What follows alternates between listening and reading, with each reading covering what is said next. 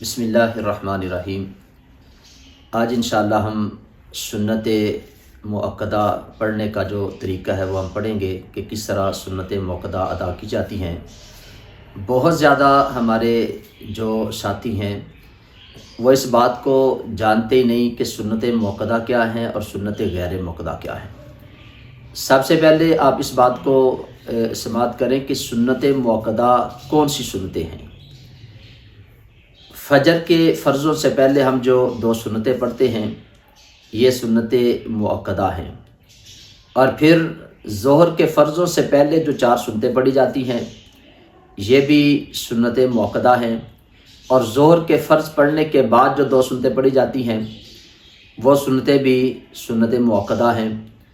پھر مغرب کے جب فرض پڑھ لیتے ہیں اس کے بعد 2 سنتیں پڑھی جاتی ہیں وہ سنتیں بھی مؤکدہ سنتیں ہیں، اور عشاء کے فرضوں کے بعد جو سنتیں پڑھی جاتی ہیں 2 وہ بھی سنت مؤکدہ ہیں۔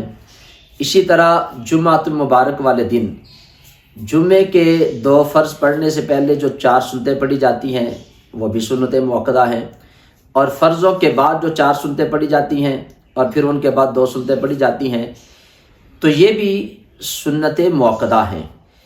اور غیر مؤکدہ صرف عصر کی جو 4 سنتیں ہیں پہلی وہ، اور عشاء کے فرضوں سے پہلے جو 4 سنتیں پڑھی جاتی ہیں وہ، صرف یہ عشاء اور عصر کی جو پہلی 4 سنتیں یہ غیر مؤکدہ ہیں۔ اب سنت مؤکدہ جو ہیں ان کو سنت مؤکدہ اس لیے کہا جاتا ہے کیونکہ نبی پاک صلی اللہ علیہ وسلم نے ان پر بہت زیادہ تاکید فرمائی ہے، اور نبی پاک صلی اللہ علیہ وسلم نے ہمیشہ ان کو پڑھا ہے۔ اور سنت غیر مؤکدہ وہ ہے کہ جن کو نبی پاک صلی اللہ علیہ وسلم نے کبھی پڑھا ہے اور کبھی ان کو ترک بھی کر دیا ہے، اور اکثر ہمارے ساتھی ہیں کہ وہ سنت مؤکدہ جو ہیں ان کو چھوڑ دیتے ہیں، اور علماء نے لکھا ہے کہ جو بندہ کبھی کبھار سنت مؤکدہ کو ترک کرتا ہے، چھوڑ دیتا ہے، تو وہ برا عمل کرتا ہے، اور جو اس کی عادت بنا لیتا ہے تو یہ گناہ سے خالی نہیں، اللہ رب العزت کی بارگاہ میں اس کو جواب دینا پڑے گا۔ تو لہٰذا ہمیں کوشش کرنی چاہیے کہ ہم تمام سنتیں جو نبی پاک صلی اللہ علیہ وسلم نے ادا کی ہیں، جو سنت مؤکدہ ہیں، ان کو ضرور پڑھیں۔ جیسے جمعۃ المبارک ہے، آپ اکثر دیکھتے ہیں مساجد کے اندر کیا ہوتا ہے کہ امام صاحب ابھی سلام پھیرتے ہیں فرضوں کا تو پیچھے سے سارے لوگ جو ہیں وہ بھاگ جاتے ہیں، گھر جا کے بھی پتہ نہیں وہ پڑھتے ہیں کہ نہیں۔ تو یہ وہ سنتیں ہیں جو سنت مؤکدہ ہیں۔ اب سنت مؤکدہ کے پڑھنے کا جو طریقہ ہے وہ بھی ہم ابھی اس کو بھی سیکھیں گے، بہت زیادہ لوگ اس کو بھی نہیں جانتے۔ تو سنت مؤکدہ اگر 4 رکعتوں والی ہے، جیسے ظہر سے پہلی 4 سنتیں ہیں، اس کو ہم نے کس طرح پڑھنا ہے تو اس کے متعلق سب سے پہلے ہم نیت کریں گے۔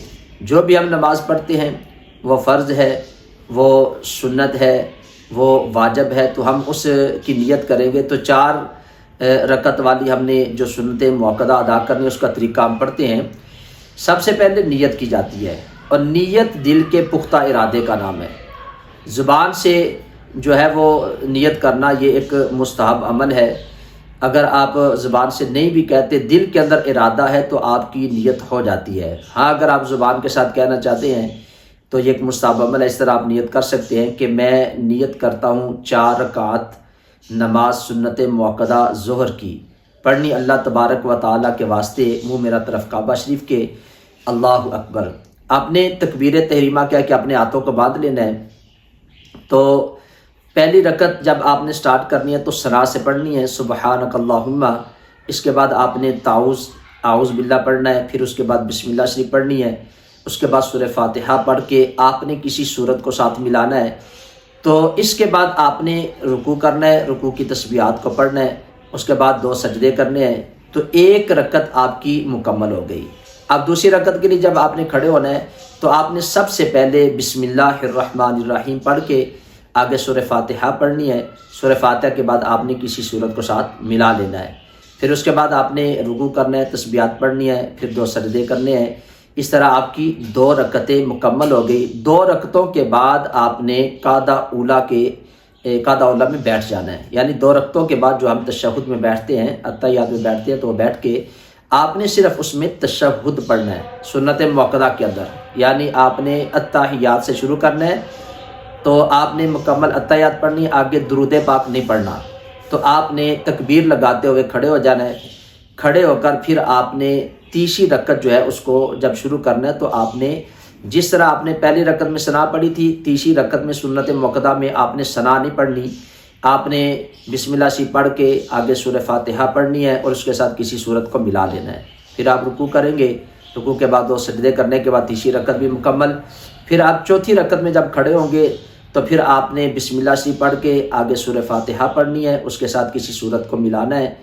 تو اس کے بعد رکوع اور سجدے کرنے کے بعد یہ 4 رکعتیں آپ کی مکمل ہوں گی، اور آخر میں آپ نے قعدہ اخیرہ جو کرنا ہے اس میں آپ نے تشہد بھی پورا پڑھنا ہے، اس کے بعد درود پاک بھی پڑھنا ہے، اس کے بعد جو ہے دعا بھی پڑھنی ہے، اور ربی جعلنی مکمل کرنے کے بعد آپ نے یوم یقوم الحساب کے بعد السلام علیکم ورحمۃ اللہ، السلام علیکم ورحمۃ اللہ، دونوں طرف آپ نے سلام پھیر دینی ہے۔ تو سنت موقدہ جو ہے یہ کوئی شرعی عذر ہو، جیسے مثال کے طور پر آپ سفر پر ہیں تو آپ کو گاڑی کے جانے کا اندیشہ ہے، تو اس صورت میں علماء نے لکھا ہے کہ آپ اس کو چھوڑ سکتے ہیں۔ اگر آپ کو کوئی بھی شرعی عذر نہیں، کوئی مسئلہ نہیں، جیسے گھر کے اندر آپ نماز پڑھتے ہیں، مساجد میں پڑھتے ہیں، یا جمعۃ المبارک والے دن آپ جمعے کی نماز پڑھنے کے لیے جاتے ہیں اور آپ سنتوں کو چھوڑ دیتے ہیں، تو یہ ایک گناہ کا کام ہے۔ تو کوشش کیا کریں کہ جب بھی اللہ موقع دیتا ہے آپ کو نماز پڑھنے کا تو مکمل نماز آپ پڑھا کریں۔ تو سنت موقدہ وہ ہے جس کو نبی پاک صلی اللہ علیہ وسلم نے ہمیشہ پڑھا ہے، اس کو جو ترک کرتا ہے وہ گناہ کا کام کرتا ہے۔ اور سنت غیر موقدہ جو ہیں، جو عصر کی پہلی 4 رکعتیں ہیں اور عشاء سے پہلے، فرضوں سے پہلے جو 4 سنتیں ہیں، یہ غیر موقدہ ہیں۔ یہ وہ ہیں جس کو نبی پاک صلی اللہ علیہ وسلم نے کبھی پڑھا ہے اور کبھی آپ نے ان کو ترک بھی کر دیا ہے۔